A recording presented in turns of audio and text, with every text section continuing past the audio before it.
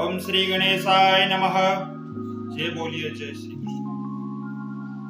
अध्याय 5वां अध्याय प्रारंभे संन्यास योग। अर्जुन बोले, हे कृष्ण, तुमने पहले कर्मों का त्याग करने को कहा, फिर करने को प्रशंसा करते हो। इन दोनों में जो अधिक हितकर है वह एक बात निश्चय करके बतलाओ। श्री कृष्ण बोले, कर्मों का त्याग और कर्मों का करना ये दोनों ही मोक्ष को देने वाले हैं, परंतु इन दोनों में कर्म त्याग से कर्म योग हितकर है। जो किसी से द्वेष नहीं रखता, न किसी पदार्थ को इच्छा करता, वह सन्यासी है। ऐसा पुरुष संसार के बंधनों से छूट जाता है। सांख्य और योग को मूर्ख लोग ही पृथक पृथक कहते हैं, पंडित नहीं कहते हैं।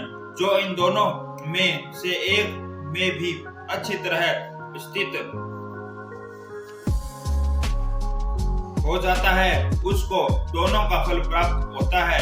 ज्ञान योगियों को जो स्थान मिलता है वही कर्म योगों को प्राप्त होता है। ज्ञान योग व कर्म योग एक ही है। कर्म योग के बिना संन्यास को प्राप्त होना दुष्कर है। कर्म योग करने वाले मुनिजन को ब्रह्म प्राप्त होने में विलंब नहीं लगता। कर्म योग सुयुक्त शुद्ध अंतःकरण वाला मन तथा इंद्रियों को जीतने वाला, संपूर्ण प्राणियों में अपनी आत्मा को देखने वाला, कर्म करता हुआ भी कर्म फल से लिप्त नहीं होता है। योग युक्त तत्व वेता पुरुष देखते हैं, सुनते हैं, स्पर्श करते हैं, सूंघते हैं, खाते हैं, चलते हैं, श्वास लेते हैं, तो भी यह मानते हैं कि मैं कुछ नहीं करता।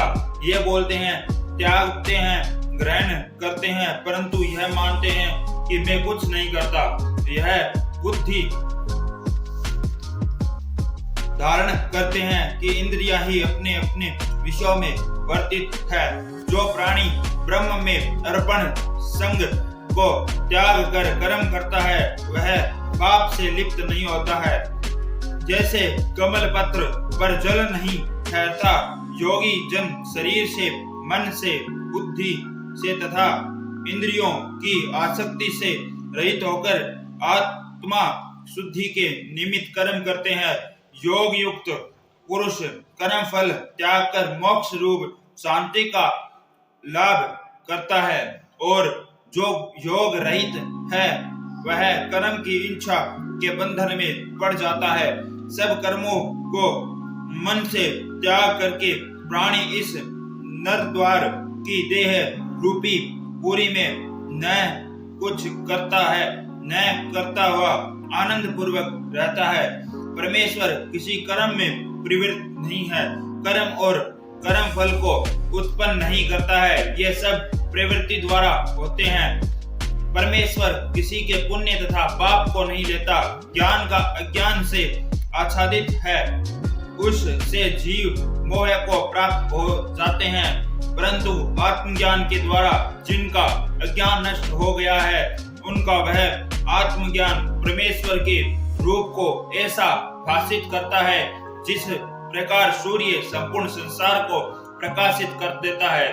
उसी परमात्मा में जिसकी बुद्धि स्थित है, उसी में मग्न मन लगाते हैं, उसी में निष्ठा रखते हैं, और जो सदा उसी के ध्यान में लगे हैं, दान द्वारा जिनके सब पाप नष्ट हो जाते हैं, वे इस संसार में जन्मते नहीं है। विद्या और विनय से संपन्न ब्राह्मण में, गाय में, कुत्ता में और चांडाल में पंडित जन की दृष्टि समान रहती है। जिसके मन में इस तरह की समानता उत्पन्न हो जाती है, उन्होंने इस लोक में जन्म मरण रूप संसार को जीत लिया है, क्योंकि ब्रह्म निर्दोष और सर्वत्र समान है, इसलिए वे ब्रह्म को प्राप्त हो जाते हैं। जो प्रिय पदार्थ को पाकर प्रसन्न और अप्रिय को पाकर खिन्न नहीं होते, ऐसे स्थिर बुद्धि वाले मोह रहित ब्रह्मवेता को ब्रह्म स्थित जानो। बाहरी पदार्थों में जो चित्त को आसक्त नहीं होने देता वही आत्म सुख का अनुभव करता है, और ब्रह्म में अंतःकरण को मिला अक्षय सुख मोक्ष प्राप्त करता है। वे इंद्रियों के स्पर्श से जो भोग देते हैं वे वस्तुतः दुखदायी होते हैं। उनका आदि भी है और अंत भी है। हे कौन्तेय, ज्ञानी लोग ऐसे भोगों में रत नहीं होते। शरीर छूटने के पहले जो मनुष्य काम और क्रोध के वेग को सहन करने में समर्थ होता है वही योगी और सच्चा सुखी होता है। जो योगी आत्म सुख से सुखी, अंतरात्मा के आनंद से आनंदित और अंतर ज्योति से ही प्रकाशित है, वह ब्रह्म रूप होकर ब्रह्म निर्वाण मोक्ष को प्राप्त होता है।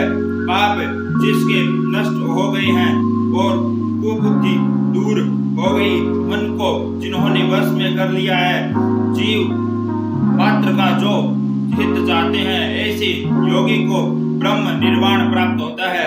काम तथा क्रोध जिनमें नहीं है, मन के वेग को जिसने रोक लिया है, ऐसे आत्मज्ञानी योगी को ब्रह्म निर्वाण सहज ही प्राप्त होता है।